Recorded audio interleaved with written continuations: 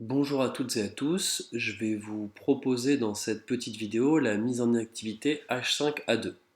Avant cela, un petit point d'organisation. Vous devez l'avoir vu au-dessus de cette vidéo. J'ai déposé sur l'espace collaboratif un petit message pour l'organisation des semaines à venir.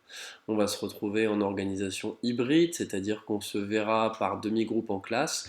Et du coup, le hasard des choses font que je vais des fois voir certains élèves toute la semaine, comme d'habitude, si ce n'est en demi-groupe, tandis que certains, je ne les verrai pas du tout certaines semaines.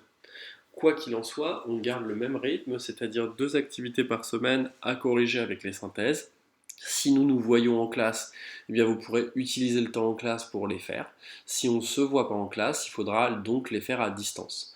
C'est pour ça que je déposerai en général chaque activité dans un poste différent sur l'espace collaboratif. Ça vous permettra de commenter en dessous.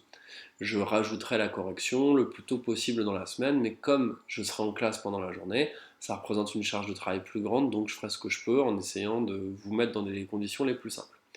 Quoi qu'il en soit, vous pouvez réaliser les 2 activités sans attendre la correction, en laissant la place qu'il faut dans votre cahier. Déjà, assurez-vous avant d'avoir fait l'activité A1 de bien avoir fait l'activité, pardon, assurez-vous avant d'avoir fait l'activité A2 de bien avoir fait l'activité A1, corrigée et la synthèse que je vous ai déjà déposée la semaine dernière sur l'espace collaboratif.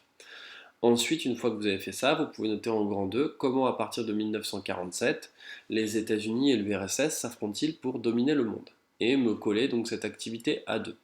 Pour faire cette activité, vous aurez également besoin du manuel, page 116-117, et vous verrez que dans l'activité, je vous ai rajouté 2 documents, une photographie de la mission Apollo 11, ainsi que une couverture d'un document dont je ne dis pas plus puisque je vous demande de me le présenter par vous-même.